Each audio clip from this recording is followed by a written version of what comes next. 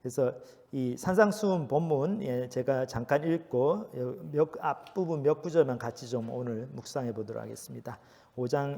마태복음 5장 1절부터 보면 예수께서 무리를 보시고 산에 올라가 앉으시니 제자들이 나아온지라 입을 열어 가르쳐 이르시되 심령이 가난한 자는 복이 있나니 천국이 그들의 것이며 애통하는 자는 복이 있나니 그들이 위로를 받을 것이며 온유한 자는 복이 있나니 그들이 땅을 기업으로 받을 것이며 의에 줄이고 목마른 자는 복이 있나니 그들이 배부를 것이며 긍휼히 여기는 자는 복이 있나니 그들이 긍휼히 여김을 받을 것이며 마음이 청결한 자는 복이 있나니 그들이 하나님을 볼 것이며 화평하게 하는 자는 복이 있나니 그들이 하나님의 아들이라 일컬음을 받을 것이며 너를 위하여 박해를 받은 자는 복이 있나니 천국이 그들의 것임이라. 나로 말미암아 너희를 욕하고 박해하고 거짓으로 너희를 거슬러 모든 악한 말을 할 때에는 너희에게 복이 있나니 기뻐하고 즐거워하라. 하늘에서 너희의 상이 큼이라. 너희 전에 있던 선지자들도 이같이 받게 하였느니라. 산상수훈이 이제 마태복음 5장부터 7장까지 예수님께서 한 번에 하신 설교 같지는 않은데 산에서 하신 설교입니다. 그래서 그 내용을 읽어보면 참 너무 도전도 되고 좀 진짜 하나님께서 원하시는 삶이 이런 거구나. 예수님께서 우리 크리스천들이 예수님을 따라가는 제자들이 어떤 삶을 살기를 원하시는가, 그거를 정말 이렇게 포괄적으로 딱 있는 그대로 보여주시고 있는 그 설교 말씀이에요. 그래서 저희가 산상수훈을 자꾸 묵상하고 읽으면은 저희 삶에 내가 하나님의 기대하심이 이건데, 하나님이 뭐 그냥 나한테 잘해주는 사람 사랑하고 그 정도가 아니고 나를 해코지하고 좀 불편하게 하는 사람도 사랑하라고, 그게 바로 하나님의 기준이구나. 그거를 우리가 알고 그렇게 살아드리려고 애를 쓰면은 그렇게 하면은 이제 우리가 이제 빛으로 소금으로 사는 그런 삶이 되겠죠. 그래서 산상수훈을 자꾸 읽고 기억하고 하는 게 너무 중요합니다. 근데 이 처음 시작이 어떻게 됐냐면 이 팔복으로 시작하죠. 그 8가지 그 복의 그 복된 사람의 표시. 그래서 심령이 가난한 자는 복이 있나니, 그래서 복이 있나니 그 8번이 나오죠. 그래서 팔복에 관한 설교다. 영어로는 beatitude 그렇게 부르는데, 이 구절을 제가 처음으로 영어로 접한 거는 이 고등학교 때예요. 제가 부산에 있는 내성고등학교 나왔는데, 이게 아마 제가 학교 다닐 때 찍은 그 무렵의 사진인 것 같아요. 그러니까 30년 정도 됐나? 그렇죠, 넘었죠. 이 학교가 제가 3회 졸업생이니까 신설 고등학교죠. 그때 한국의 신설학교 그러면 뭡니까? 이제 건물 하나만 덩그러니 있고 이렇게 황토빛 그냥 운동장 하나 있고 그랬어요. 그래서 뭐 여기 이제 보시면 스탠드가 좀 있고 그랬는데, 요새 이제 내성고등학교 어떻게 되냐 보니까 이사 가가지고 여기 뭐 잔디구장도 있고 뭐 굉장히 좋아졌더라고요, 학교가. 근데 제가 학교 다닐 때 저희 교장 선생님이 그 영어 선생님이셨어요. 그래서 영어에 대해서 특별히 큰 이 비전을 갖고 학생들을 가르치시고 그러셨는데, 여름 방학에 숙제가 이 영어를 암송을 하는 거예요, 영어 본문을. 근데 그 중에 하나가 이 산상수훈이고 또 하나가 주기도문. 그거를 영어로 다 외우게 해요. Blessed are the poor in spirit, for theirs is the kingdom of heaven. 근데 그게 퍼블릭 학교인데 이분이 크리스천도 아닌데 그 영어 성경, 특히 킹 제임스 버전이 굉장히 이제 어떤 문학적으로도 가치가 있으니까 우리 아이들한테 또 여름에 놀면 뭐 하냐, 너희도 이거 외워라. 그리고 시험을 보게 해요. 그러니까 외워야 돼.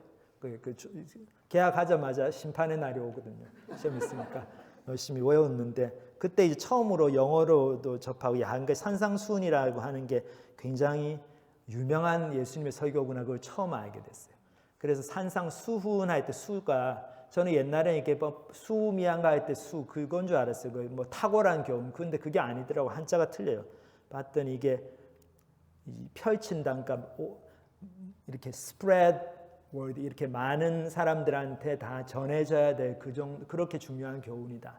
그래서 수훈이고, 보훈 이러면은 이제 그만 보배로운 교훈 이런 뜻이죠. 산상보훈이라고도 하고 수훈이라고 하는데, 이게 시작을 이제 팔복으로 하는데, 저희가 복을 생각해 보면은 이 세상이 말하는 복하고 성경이 얘기하는 복하고 되게 틀리죠.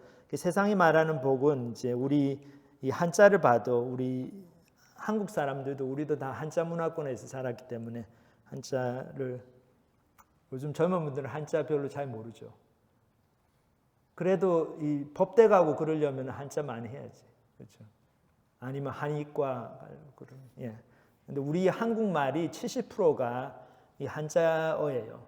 30% 정도만이 이제 순수 우리말이고, 그러니까 한자를 모르면 좀 곤란한 면이 많이 있는데, 여기 이제 복 이 단어를 보면은 이쪽 편이 이제 부수 아닙니까? 여러분들 부수 기억나세요? 요 부수를 알아야지 옥편을 찾잖아요, 사전을.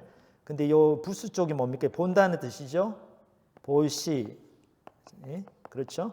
그리고 근데 뭐를 보냐면 여기 보면 딱 보니까 한일자가 있고 입구가 있죠. 그다음 밭절.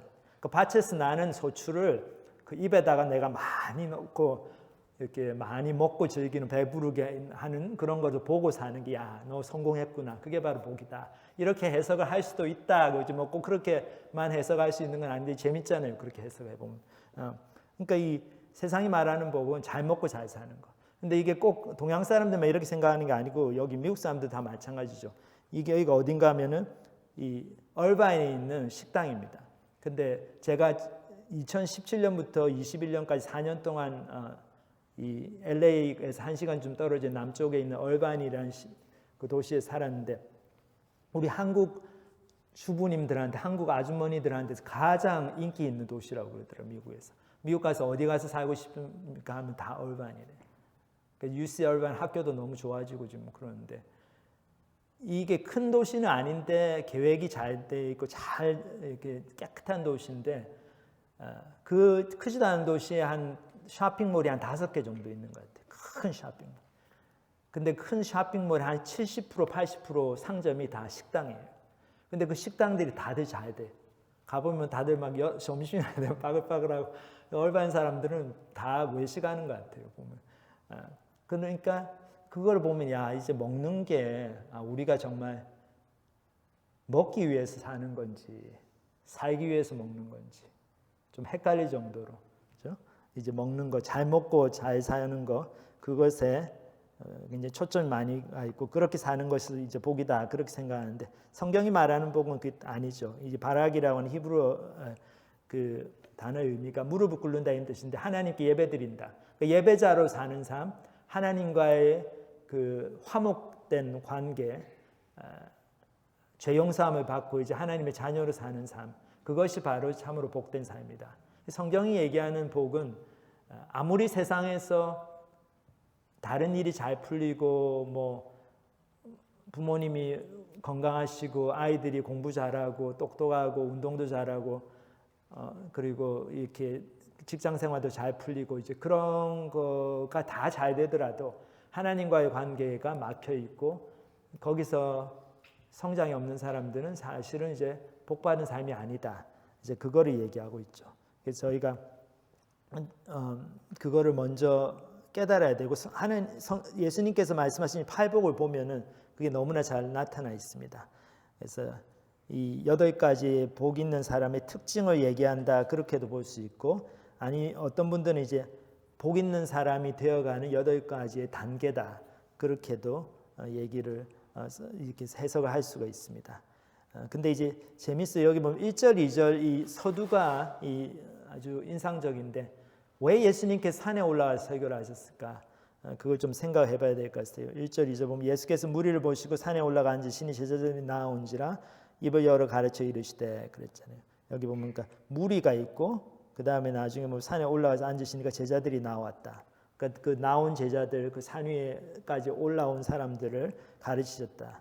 근데 여기서 생각해 보면은 예수님이 이 산상수훈을 가르치실 때 그때 예수님의 사역의 초기였던 것 같은데, 아주 예수님이 사역의 인기가 폭발, 인기 절정 이런 때였어요.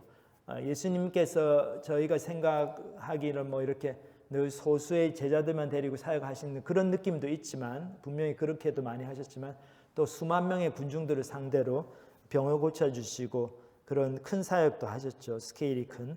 근데 본인이 정말 중요한 말씀을 전하시려고 할 때 정말 영적으로 관심 있는 사람들만 모으시기를 원하셨던 것 같아요. 그래서 산에 올라가 앉으시니까 어떻습니까? 여기 보면 이제 이 그림에 보면은 사진에 예수님 같은 분이 여기 있고, 그 다음에 산에 올라오시니까 이 밑에 있는 사람들은 이제 귀찮아서 안 올라오죠. 뭐 산까지 올라가려고 하니까 허리도 아프고 힘들고,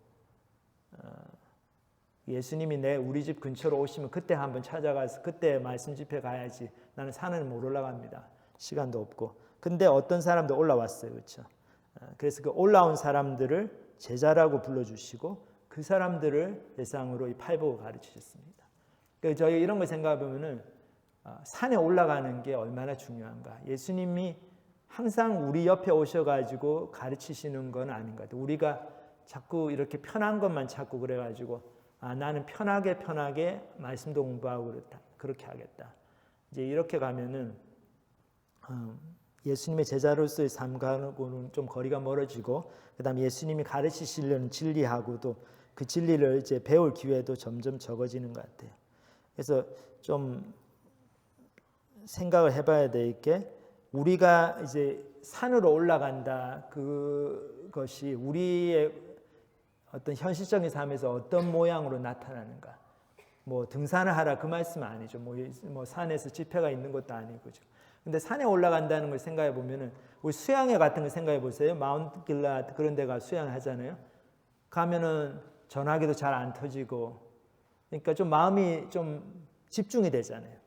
딱 수양에 왔다, 산에 왔으니까 이제 여기서 딴 생각 접고 예수님 말씀에 집중해야지.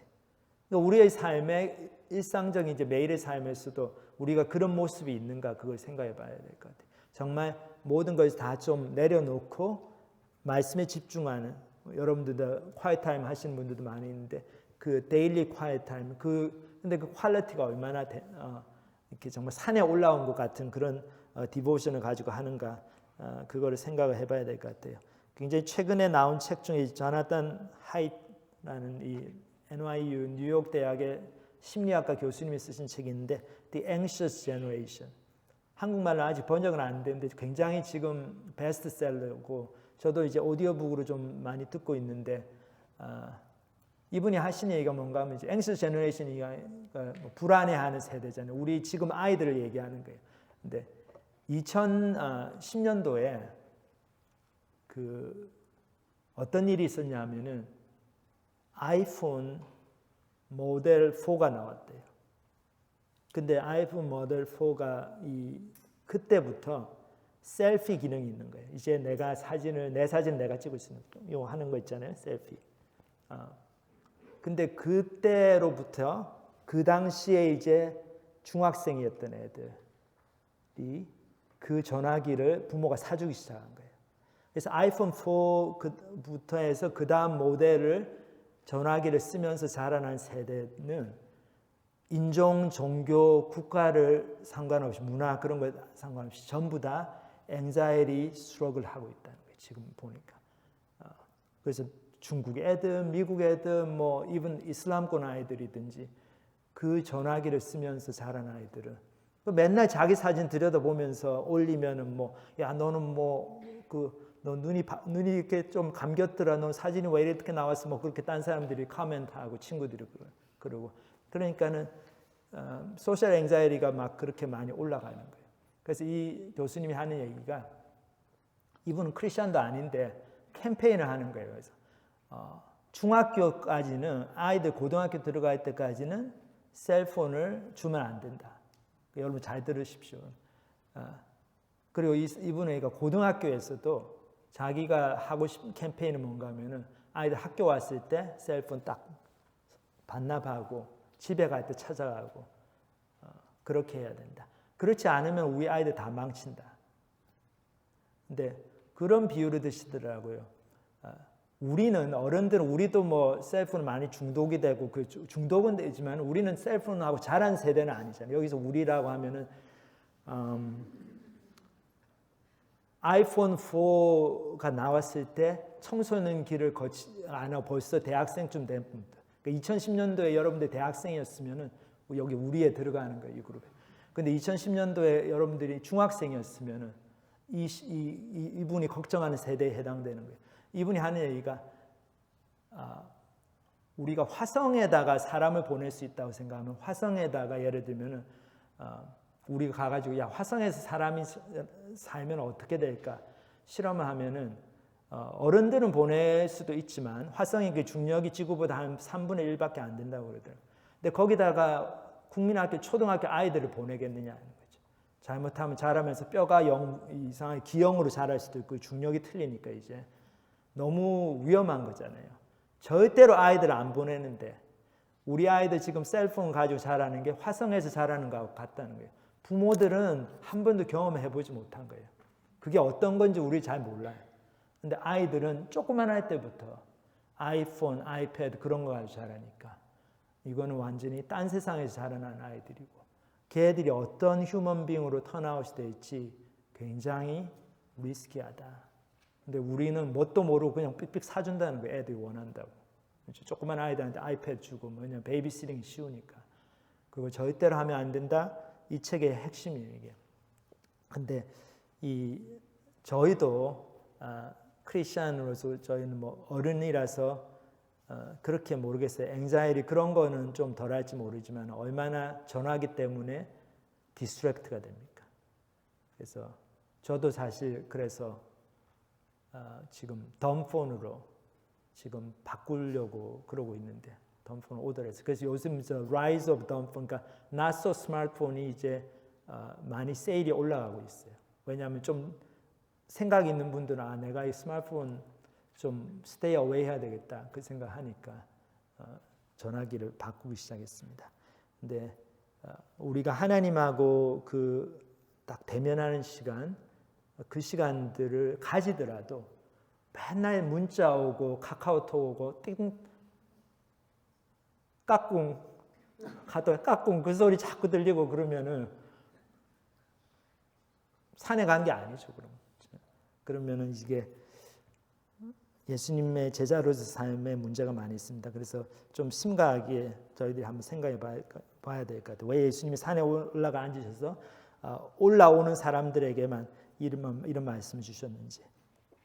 그래서 이 첫 번째로 이 팔복에 대해서 주신 말씀이 심령이 가난한 자는 복이 있나니 천국이 그들의 것이며 그랬습니다. 여기 뭐 세 중요한 단어가 나오는데 처음에 이제 복이라는 단어가 나오고 또 가난하다는 말이 나오고 심령이라는 단어가 나오죠. 이게 하나하나 보면 별로 연관이 없는 것 같은데 저희들 하나 생각해 보면 또 많이 연관성을 볼 수 있습니다. 그래서 복은 제가 방금 말씀드린 것처럼 성경이 얘기하는 복은 하나님과의 관계, 하나님과 바른 관계가 복이다.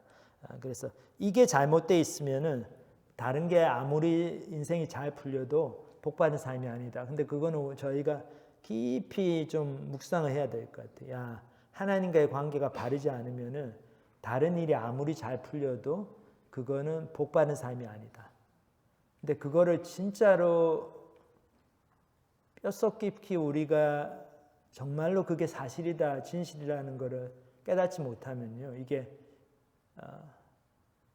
다른 거는 잘 모르겠는데 자녀 교육에서 나타나요. 이게 저도 보면은 애가 인턴십을 한다는데 선교여행을 간다. 선교여행을 가기 때문에 인턴십을 이렇게 뭐 풀타임 인턴십을 오퍼를 받았는데 제가 시작하는 날짜를 좀 미뤄야 될 것 같습니다. 선교여행 가니까 선교여행 한 달 갔다 와야 되니까 그랬더니 인턴십 회사에서 그건 좀 곤란하지 안 되겠는데 그러니까 그런 얘기 들으면은 부모 입장에서 좀 그렇잖아. 그 인턴십 그거 참 근데 선교여행은 내년에도 가도 되는데 그런 생각이 은근히 들거든요. 그래서 은근히 저희가 다른 아이들이 막 와가지고 그러면 그래도 선교여행 가는 게 더 좋지. 하나님과 관계가 우선이지. 근데 자기 자식은 잘 안 돼요.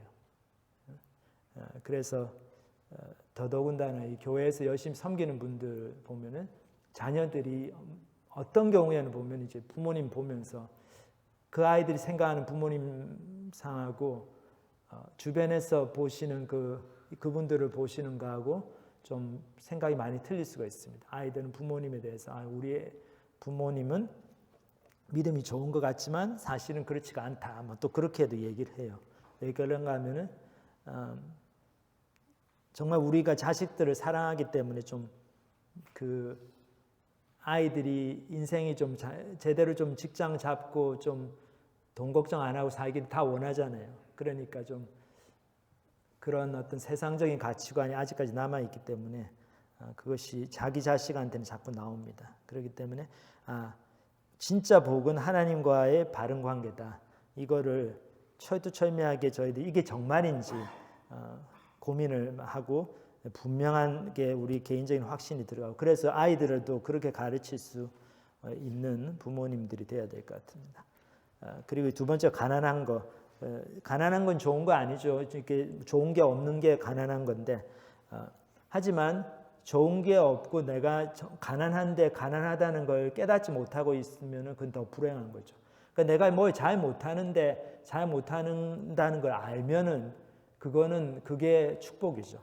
그래서 정말 죄송합니다, 여러분들. 어떤 분들한테 제가 트라우마를 다시 트리거하는 것 같은데, 시험 못 봤는데, 분명히 이제 뭐 수학 시험을 봤는데 점수를 떠나가지고 나는 calculus를 잘 이해를 못하고 있다, 알잖아요, 저희가.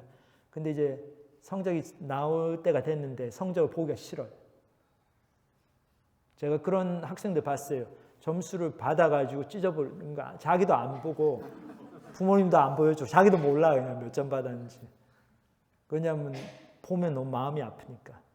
근데 이제 예수님 말씀 뭔가 하면 그걸 빨리 보는 게 축복이라는 거죠. 내가 얼마나 영적으로 가난한 중이니까, 내가 얼마나 이 수학을 못하는 사람이 그걸 보면은 어디서 틀렸는지를 생각해 보게 되고, 그러면은 공부를 제대로 하면서 이제 잘 할 수 있는 가능성이 있는데, 그걸 안 보고 그냥 무시해버리고 생각 안 하고 살면은 영영 수학을 못 하게 되잖아요.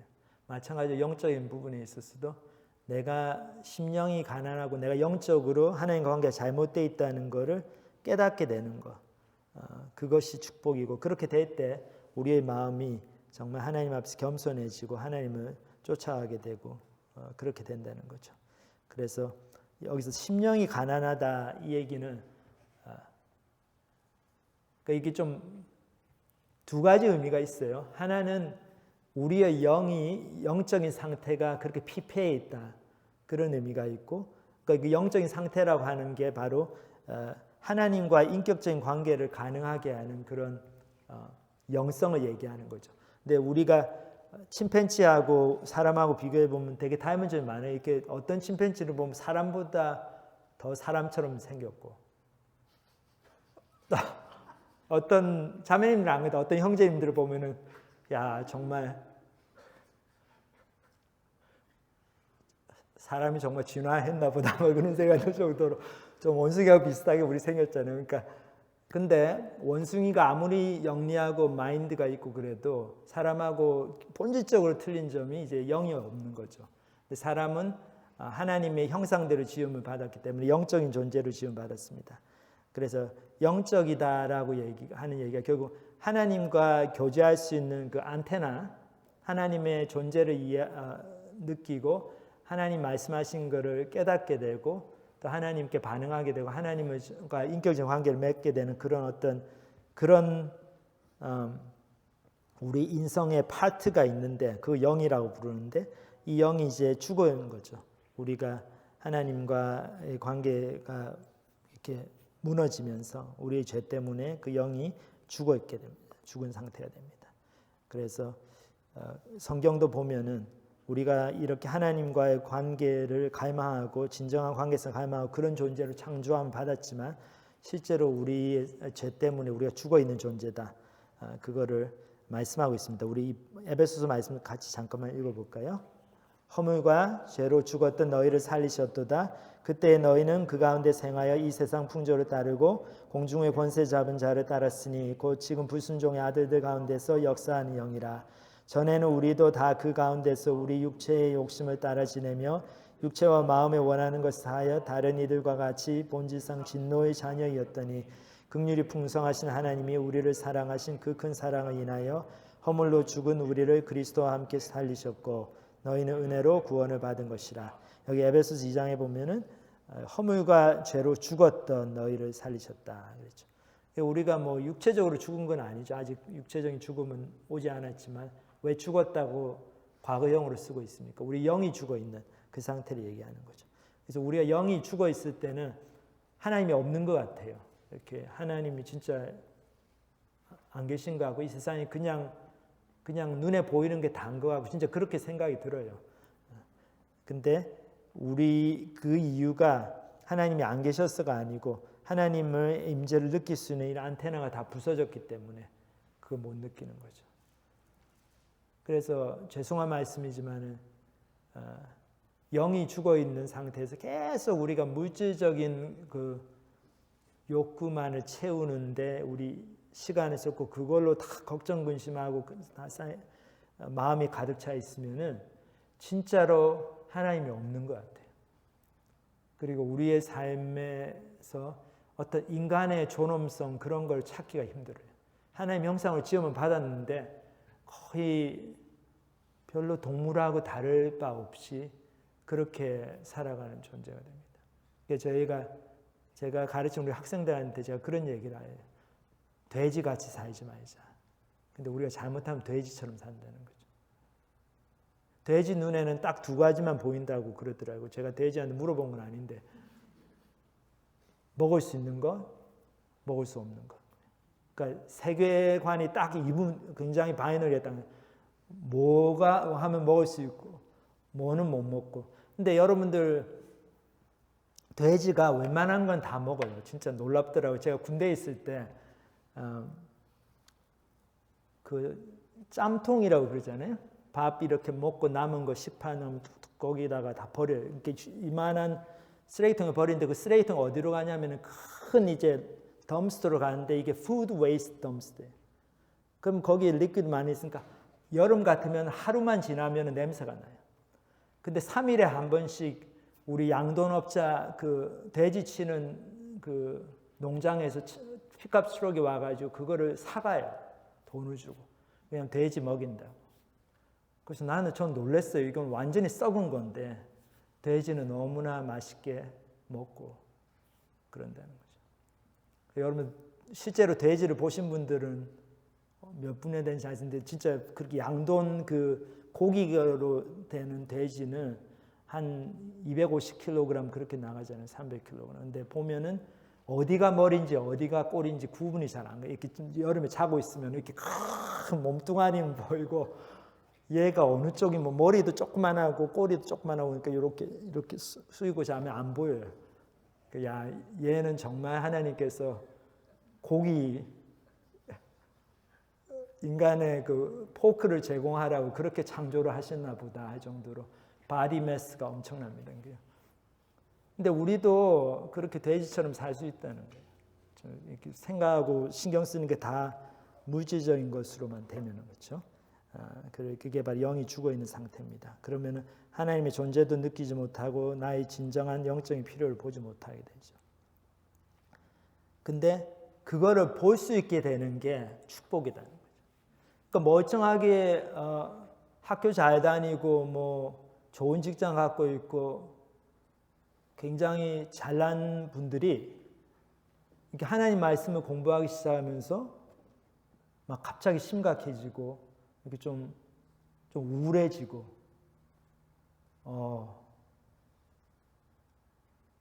그렇게 좋아하던 막 테니스도 좀 덜 치면서 이렇게 좀 성경 공부하려고 그러고.